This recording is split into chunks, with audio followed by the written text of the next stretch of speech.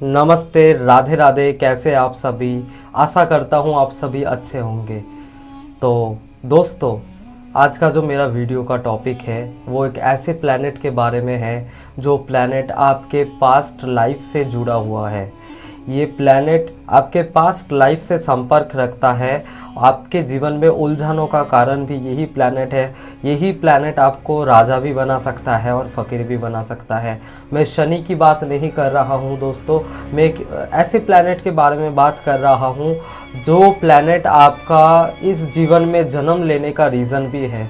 Past life में ऐसा कौन सा इच्छा आपका अधूरा रह गया था जिसको आप पूरा नहीं कर पाए और आपको दोबारा धरती में जन्म लेना पड़ा, उसका रीज़न भी यही प्लैनेट है। और यही प्लैनेट आपको बता सकता है आपने इस लाइफ में जन्म क्यों लिया, कौन सा ऐसा इच्छा था पास्ट लाइफ में आपने पूरा नहीं किया, आप पूरा नहीं कर पाए और उसी को पूरा करने के लिए आप जन्म लिए हैं इस जीवन में।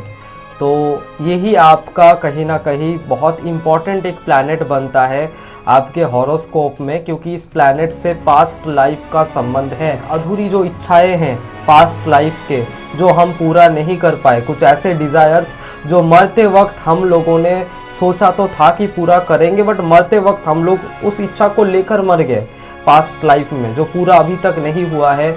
वही इच्छाओं को कहीं ना कहीं राहु दिखाता है। और वो इच्छा क्या था वो बताएगा आपका चार्ट, वो बताएगा आपका कुंडली। राहु जहाँ पर बैठा होगा वही से जुड़ा हुआ एनर्जी ये है। तो आइए दोस्तों डिकोड करते हैं कि आपके चार्ट का राहु आपके पास्ट लाइफ में कौन सा ऐसा इच्छा था जो आप पूरा नहीं कर पाए, उसको दिखा रहा है। तो चलिए दोस्तों आज का ये वीडियो शुरू करते हैं। राधे राधे। ओम राम राहवे नमः। आइए दोस्तों समझने का कोशिश करते हैं राहु कैसे बना, क्योंकि राहु नहीं था, राहु था स्वर भानु राक्षस। वो स्वर भानु से लेकर राहु तक आने का जो सफर है उसको बहुत अच्छे से समझते हैं। अगर आपको ये स्टोरी पता भी है फिर भी आप इस पार्ट को ध्यान से सुनिए। जो बात मैं बताने वाला हूँ उससे कहीं ना कहीं आपको समझ में आएगा, राहु के बारे में बहुत कुछ समझ में आएगा आपको, और राहु कैसे काम करता है वो भी आपको आइडिया लग जाएगा। ओके, तो चलिए स्टोरी को आगे बढ़ाते हैं। राहु जो राक्षस था, जैसा कि मैंने बताया आपको, स्वर भानु राक्षस था। राहु का जो माता है उनका नाम है सिमहिका। ओके, तो उनका बेटा था स्वर भानु राक्षस। आप सभी को पता ही होगा भगवान विष्णु ने मोहिनी का रूप लिया था ताकि वो मोहिनी रूप में असुरों को मोहित करके उनको चकमा देके देवताओं को अमृत पिला सके और असुरों को अमृत ना मिले। ये तो स्टोरी आप सभी को पता ही होगा, समुद्र मंथन का ये स्टोरी है। क्योंकि असुर जो थे वो मोहिनी के मोहक रूप के माया के पीछे पागल हो चुके थे।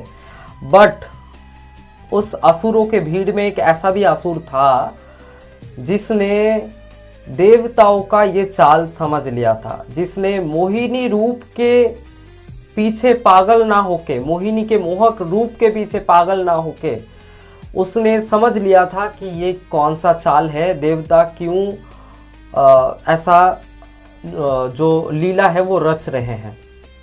तो राहु जो था स्वर भानु, उसने क्या किया, दिमाग लगाया अपना।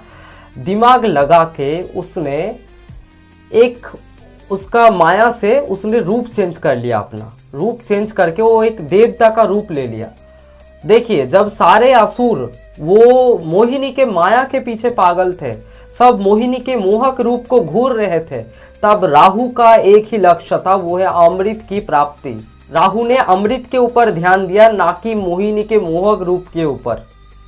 राहु ने इस तरीके से सभी असुरों को, सभी देवताओं को चकमा देकर अपना रूप बदल के देवताओं के लाइन में जाकर बैठ गया। अच्छी बात है, बैठ गया। अब क्या हुआ, उसने वो अमृत हासिल भी कर ली। मोहिनी ने, भगवान विष्णु ने अमृत पिला भी दिया राहु को, और उसने वो अमृत निगल लिया। उसके कंठ से होकर पेट तक अमृत चला गया था। और जब वो पिला रही थी मोहिनी रूप में, भगवान विष्णु जी ने अमृत जब मोहिनी रूप ने जब अमृत पिलाया राहु को, तब कहीं ना कहीं सूर्य और चंद्रमा आगे से आकर भगवान विष्णु को बताते हैं, भगवान विष्णु जी आप जिनको अमृत पिला रहे हैं वो एक असुर है, देवता के वेश में, देवताओं के रूप में एक असुर आके बैठ गया है देवताओं के श्रेणी में, उनको आप अमृत पिला रहे हैं। तो भगवान विष्णु मोहिनी रूप से अपने असली स्वरूप में आए और क्या किया, सुदर्शन चक्र से राहु मतलब स्वर भानु राक्षस का गला काट दिया। तब तक बहुत देर हो चुका था। राहु को अपना मंजिल हासिल करना था जो कि था अमृत, जो उसको मिल भी गया और राहु स्वर्ण भानु से राहु बन गया। जो ऊपर वाला पोर्शन है हेड वाला, क्योंकि गला काटा था तो ऊपर वाला जो पार्ट था वो राहु कहलाया और जो नीचे वाला शरीर था, क्योंकि शरीर तक पहुंच चुका था, तो वो केतु कहलाया। क्योंकि राहु का सर है, दिमाग है पर शरीर नहीं है, तो राहु जो है हमें थॉट्स देता है, राहु जो है हमें डिजायर्स देता है, राहु हमारे थॉट्स को मैनिपुलेट करता है। राहु अब वो डिपेंड करता है, आपका राहु आपको कुछ अच्छा करने के लिए आपका थॉट मैनिपुलेट करेगा या फिर कुछ बुरे थॉट्स आपको आपके अंदर डाल देगा। वो पूरा राहु के प्लेसमेंट के ऊपर डिपेंड करता है और आपके चार्ट में राहु कौन से प्लैनेट्स के प्रभाव में आ रहे हैं उसके ऊपर डिपेंड करता है। तो ये था राहु की बर्थ स्टोरी।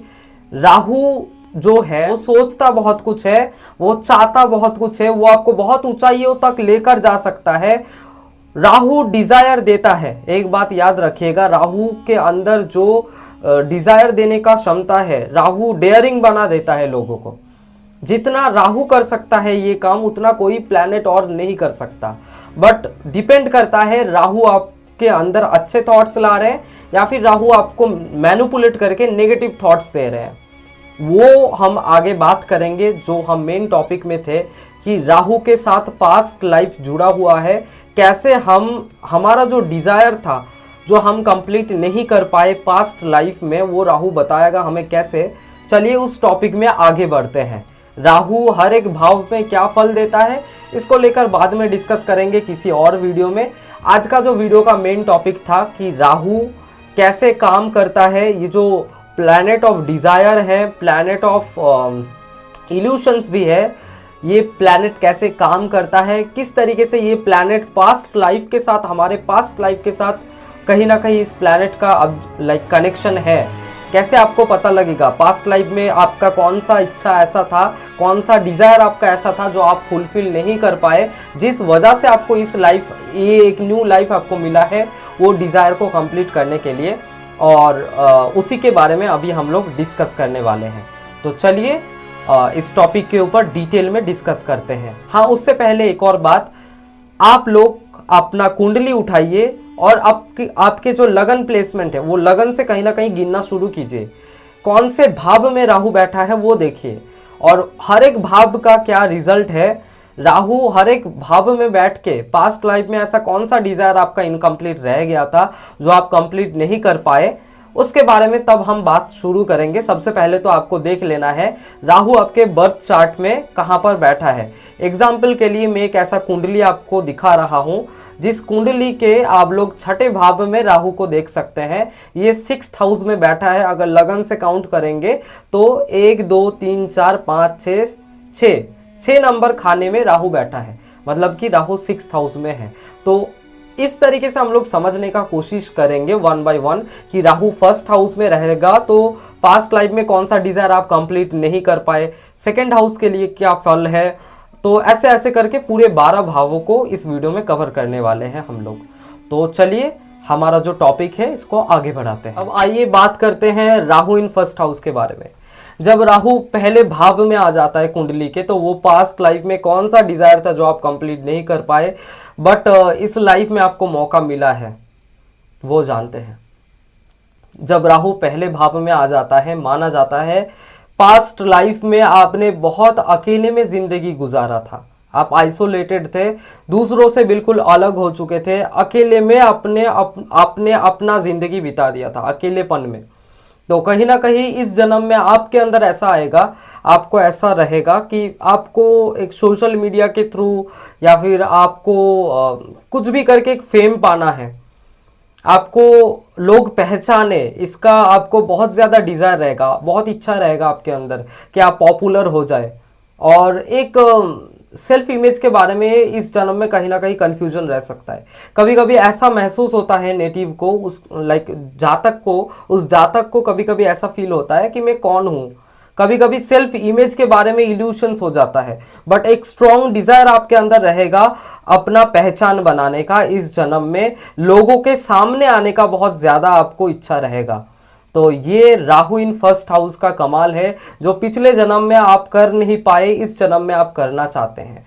यहाँ पर एक बात बहुत ज्यादा सावधान रहना है, क्योंकि यहाँ पर राहु अक्सर इल्यूशन देने में सक्षम है। सेल्फ इमेज के बारे में इल्यूशन दे सकता है, घमंड कभी नहीं लाना है। मैं ऐसा नहीं कह रहा हूँ कि राहु इन फर्स्ट हाउस सभी पर्सन्स जो है ऐसे ही होते हैं, घमंडी होते हैं, बिल्कुल नहीं कह रहा हूँ, बट मैं आपको डिस्क्लेमर दे रहा हूँ, क्योंकि इल्यूशंस देने में राहु यहाँ पर इस प्लेसमेंट में खास करके Rahu in first house illusions देने में सक्षम है। तो आपको थोड़ा संभल के चलना चाहिए, आपको थोड़ा डाउन टू अर्थ रहना चाहिए, ताकि आप राहु के जो पॉजिटिव इम्पैक्ट से अपने लाइफ में इम्प्लीमेंट कर पाए।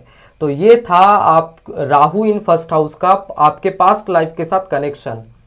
अगर आपका राहु इन सेकेंड हाउस है तो कहीं ना कहीं पिछले जन्म में आपने धन, परिवार और अपने वाणी का, अपने स्पीच का, अपने वाणी का और धन का, पारिवारिक धन का और आपके स्पीच का कहीं ना कहीं आपने मिसयूज करा होगा। या तो आपने मिसयूज करा है या तो आपको नेगलेक्ट किया गया होगा इन सब मामलों में, ठीक है। पारिवारिक धन के मामलों में आपको नेगलेक्ट किया गया होगा, और या तो आपने वाणी का मिसयूज करा है और पारिवारिक धन का मिसयूज करा है आपने। तो ये प्लेसमेंट तभी मिलता है जब आपने पास्ट लाइफ में ये सब कुछ करा है।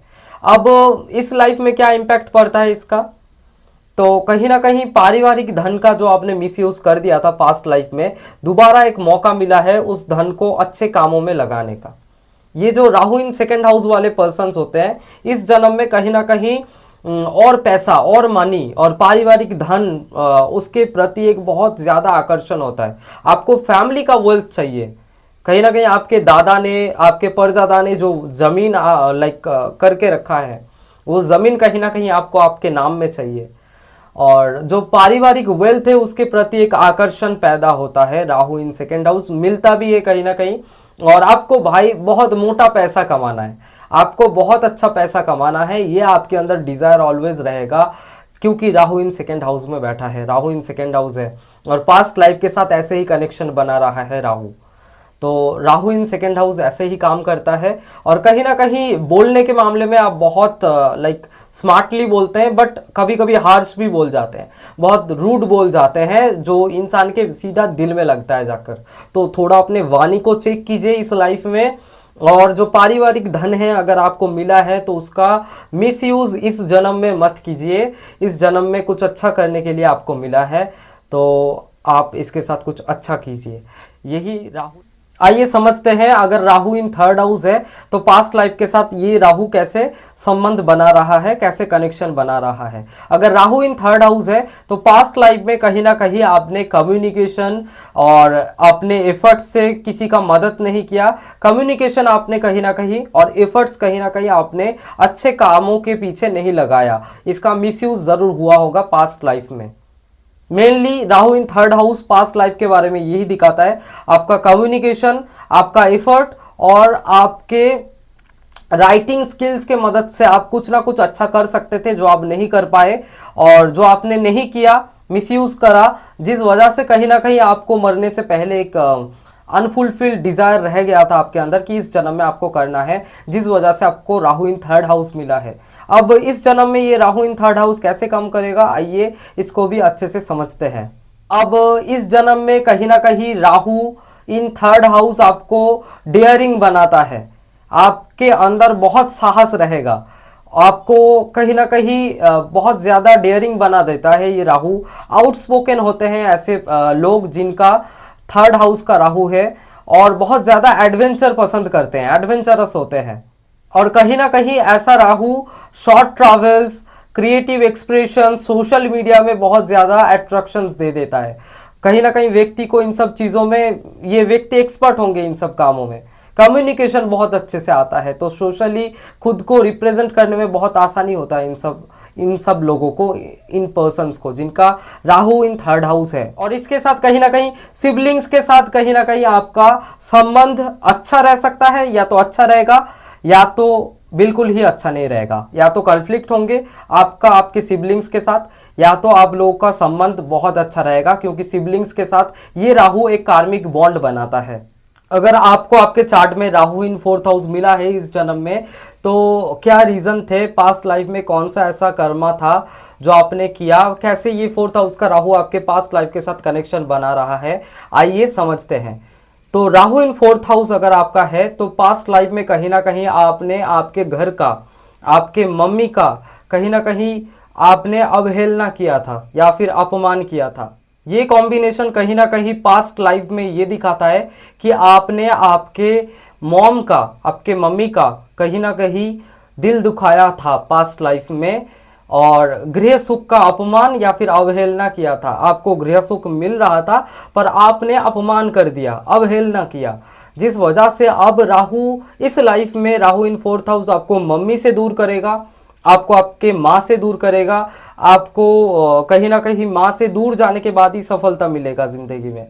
और कहीं ना कहीं आपको वो घर के प्रति आपको एक अलग सा ऑब्सेशन रहेगा, और अपने इमोशनल सिक्योरिटी के लिए अलग सा ऑब्सेशन रहेगा। आपको ऑलवेज घर जाने को मन होगा पर आप जा नहीं पाएंगे। घर में आपको कहीं ना कहीं पीस महसूस होगा, बट वो पीस आपको कहीं ना कहीं नहीं मिलेगा। Rahu in fourth house, also Rahu in fourth house हमें ये शो करता है कि एक कार्मिक बॉन्ड बन जाता है आपके मम्मी के साथ। आपका एक पास्ट लाइफ से कार्मिक बॉन्ड रहता है, जिस वजह से कभी कभी संबंध बहुत कभी कभी ऐसा देखा गया है कि आपका और आपके मम्मी का संबंध अच्छा है, और लाइक ये ऐसा होता है कभी संबंध अच्छा बना रहता है और कभी संबंध बिगड़ जाता है। ये कॉम्बिनेशन इस तरीके से काम करता है राहु इन फोर्थ हाउस का, और पास्ट लाइफ के साथ ऐसे कनेक्शन बनाता है। तो आइए बात करते हैं राहु इन फिफ्थ हाउस के बारे में। अगर आपका भी राहु इन फिफ्थ हाउस है तो इस जन्म के साथ कैसे पिछले जन्म का कनेक्शन है वो समझते हैं। आइए देखिए, अगर राहु इन फिफ्थ हाउस है तो कहीं ना कहीं आपने पास्ट लाइफ में, पिछले जन्म में कहीं ना कहीं आपके लव लाइफ का गलत इस्तेमाल करा था, मिसयूज करा था आपके लव लाइफ का, एंड आपके क्रिएटिविटी का मिसयूज हुआ था, जिस वजह से आपको इस जन्म में राहु इन फिफ्थ हाउस मिला है। तो ये कैसे काम करता है, राहु इन फिफ्थ हाउस कहीं ना कहीं आपको क्रिएटिव बनाता है, ताकि आप उस क्रिएटिविटी को एक अच्छे जगह पे यूज कर सके। बच्चों के प्रति बहुत ऑब्सेशंस रहता है आपको, आपके खुद के बच्चों के प्रति आपको बहुत ज़्यादा ऑब्सेशन रहेगा राहु इन फिफ्थ हाउस। देखिए, कहीं ना कहीं आपको ये कॉम्बिनेशन क्रिएटिव तो बनाता है, बट शो ऑफ नेचर आपके अंदर नहीं आना चाहिए। अगर शो ऑफ नेचर आ गया तो कहीं ना कहीं ये क्रिएटिविटी से आप दूर हो जाएंगे, रियल क्रिएटिविटी आप एक्सप्रेस नहीं कर पाएंगे। राहु इन फिफ्थ हाउस, आपको रोमांटिक पार्टनर चाहिए अब इस जन्म में। राहु इन फिफ्थ हाउस, कहीं ना कहीं आपको ऐसा पार्टनर चाहिए होगा जो हैंडसम होगा, बड़ा, है ना। तो आप कहीं ना कहीं आपके अंदर वो एक इच्छा आ जाता है इस लाइफ में, डिजायर, कि आपका पार्टनर कहीं ना कहीं अच्छा होना चाहिए, look wise, okay, look wise अच्छा होना चाहिए। ये कहीं ना कहीं आपके अंदर एक हिडन रहेगा, एक डिजायर हिडन आपका रहेगा कि आपको एक लुक वाइज अच्छा पार्टनर चाहिए। एंड कहीं ना कहीं राहु इन फिफ्थ हाउस आपको नेम फेम के प्रति आकर्षित करता है। तो ये था राहु इन फिफ्थ हाउस। अब बात करते हैं राहु इन सिक्स्थ हाउस के बारे में। अगर आपका राहु सिक्स्थ हाउस में है तो कैसे ये राहु आपके पास्ट लाइफ के साथ कनेक्शन बना रहा है, आइए देखते हैं। देखिए, राहु इन सिक्स्थ हाउस अगर है तो कहीं ना कहीं आपने कुछ रेस्पॉन्सिबिलिटीज को अधूरा छोड़ दिया आपके पिछले जन्म में। आपने आपके एनिमीज को हल्के में ले लिया था पिछले जन्म में, इसलिए इस जन्म में कहीं ना कहीं आपके बहुत शत्रु होंगे, बहुत आसपास में बहुत एनिमीज होंगे आपके। और ये जो एनिमीज है ये कार्मिक आते हैं, है ना। ये जो एनिमीज आपके इस लाइफ में है ये ऑटोमेटिक आते जाएंगे, क्योंकि कार्मिक एनिमीज है पास्ट लाइफ से संबंधित। इस वजह से कहीं ना कहीं राहु इन सिक्स्थ हाउस में लोगों को कहीं ना कहीं एनिमीज से बहुत परेशानी हो सकता है, पर दान करके, पुण्य करके, भक्ति करके इस परेशानी से छुटकारा पाया जा सकता है। अब राहु इन सिक्स्थ हाउस है तो रोग दे देता है, कुछ रेस्पॉन्सिबिलिटीज पास्ट लाइफ में आपने नहीं निभाया इसलिए रोग आ जाते हैं, कुछ डिजीजेस आपको हो जाते हैं राहु इन सिक्स्थ हाउस में। तो आपको सावधान रहना पड़ता है, आपके हेल्थ के प्रति ध्यान देना पड़ता है।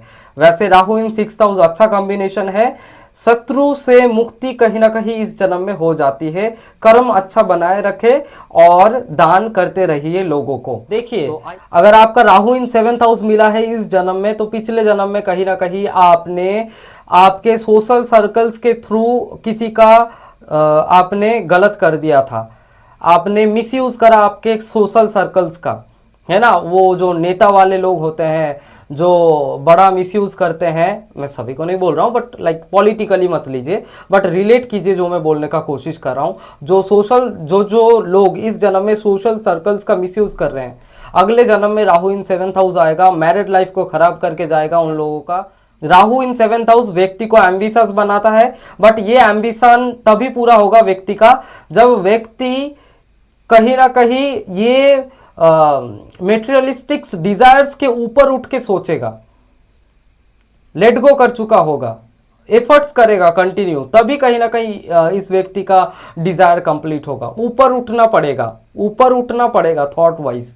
ऑल्सो कहीं ना कहीं क्योंकि 7th हाउस रिलेशनशिप का भी है, तो कहीं ना कहीं पास्ट में कुछ ना कुछ मिसयूज तो यहाँ पर भी आपने करा था, तो जिस वजह से कहीं ना कहीं आपको लव लाइफ के रिगार्डिंग बहुत डिज़ायर्स तो होता है पार्टनर के रिगार्डिंग, बट वो डिज़ायर्स कहीं ना कहीं फुलफिल नहीं हो पाता है। 7th हाउस का राहु एक्स्ट्रा मैरिटल देने में सक्षम है, तो बहुत सावधान रहिए। ऐसा करेंगे तो शनि के 7.5 में बहुत पिटाई हो जाएगा। मैं कृपया करके बोलता हूँ एक्स्ट्रा मैरिटल में मत चाहिए, बाकी आपका अपना चॉइस। अगर आपका राहु इन 8th हाउस है तो कहीं ना कहीं पास्ट लाइफ में आपने ऑकल्ट के थ्रू, एस्ट्रोलॉजी के थ्रू, तंत्र के थ्रू, या फिर आपने सेक्सुअली कहीं ना कहीं अपना एनर्जी को मिसयूज करा है। इन सब चीज़ों को लेकर अगर कोई व्यक्ति मिसयूज करता है अपना एनर्जी, तब राहु 8वें में आके बैठता है इस जन्म में। अब इस जन्म में क्या होता है जब राहु 8वें में आके बैठ जाता है, तो 8th हाउस का राहु इस जन्म में कुछ इस तरीके से काम करता है, व्यक्ति को एस्ट्रोलॉजी में, तंत्र में बहुत डीप इंटरेस्ट होता है, बहुत ज़्यादा इंटरेस्टेड होता है व्यक्ति इन सब चीज़ों को लेकर। जिनका राहु इन 8th हाउस है, इन सब व्यक्ति के लाइफ में डेथ, ट्रांसफॉर्मेशन, रीबर्थ, ये सब चीज़ें बहुत इम्पॉर्टेंट एक रोल प्ले करता है। कहीं ना कहीं इन सब चीज़ों के आसपास इनका कार्मिक डेप्थ घूमता रहता है, और ये राहु इन 8th हाउस व्यक्ति के अंदर कुछ ऐसा कैपेबिलिटीज दे देता है जो कोई नॉर्मल इंसान नहीं देख सकता, जिसको हम साइकिक एबिलिटी कहते हैं, वो कहीं ना कहीं राहु इन 8th हाउस देता है। राहु वो दिखाने में सक्षम है राहु इन 8th हाउस में, जो कोई नॉर्मल इंसान सोच और समझ नहीं सकता। इन सभी व्यक्ति का साइकिक एबिलिटी बहुत अच्छा होता है, ये सभी व्यक्ति बहुत अच्छे से समझ जाते हैं आने वाले टाइम में क्या हो सकता है, तो बहुत अच्छे एस्ट्रोलॉजर्स कहीं ना कहीं देखे जाते हैं राहु इन 8th हाउस। क्योंकि पास्ट लाइफ में आपने मिसयूज करा, इस लाइफ में एक मौका और मिला है अच्छे से इस कैपेबिलिटीज को यूज करने के लिए। तो ये था आपका राहु इन 8th। अगर आपका राहु इन 9th हाउस है तो आइए समझते हैं कैसे राहु इन 9th हाउस आपके पास्ट लाइफ के साथ कनेक्शन बना रहा है। अगर राहु इन 9th हाउस है तो कहीं ना कहीं आपने पास्ट लाइफ में आपके धर्मा का जो धर्म आपको मिला था पास्ट लाइफ में, आप जो गुरु आपको पास्ट लाइफ में मिला था, उन सभी चीजों का आपने मिसयूज करा है या तो अपमान करा है, और आप गलत आइडियोलॉजी में विश्वास करते थे पास्ट लाइफ में।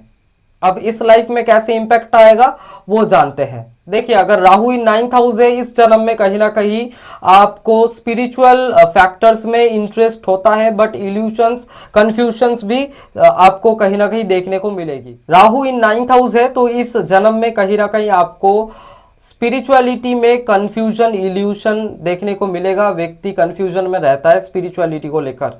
और ऑल्सो ऐसे नेटिव्स का कहीं ना कहीं फॉरेन कल्चर में काफ़ी ज़्यादा इंटरेस्ट होता है, इनको फॉरेन घूमने में कहीं ना कहीं एक इंटरेस्ट होगा, फॉरेन कल्चर में उनके कल्चर्स में कहीं ना कहीं बहुत ज़्यादा इंटरेस्ट होगा। देखिए अगर राहु इन 9th हाउस है तो इस जन्म में कहीं ना कहीं ट्रू धर्मा का खोज करना, स्पिरिचुअलिटी का असली खोज करना इस जन्म का मेन पर्पस बन चुका है अब आपका।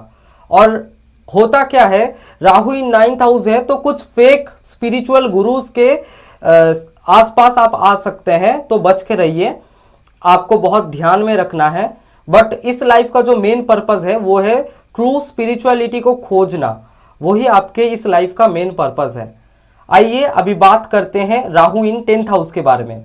आइए बात करते हैं अगर आपके राहु इन 10th हाउस है आपके बर्थ चार्ट में, आपके जन्म कुंडली में, तो क्या इंपैक्ट हमें देखने को मिलता है। राहु इन 10th हाउस कहीं ना कहीं हमें ये दिखाता है कि आपका जो अथॉरिटी आपको मिला था पास्ट लाइफ में, आप जो काम करते थे पास्ट लाइफ में, उसका कहीं ना कहीं आपने मिसयूज कर लिया है।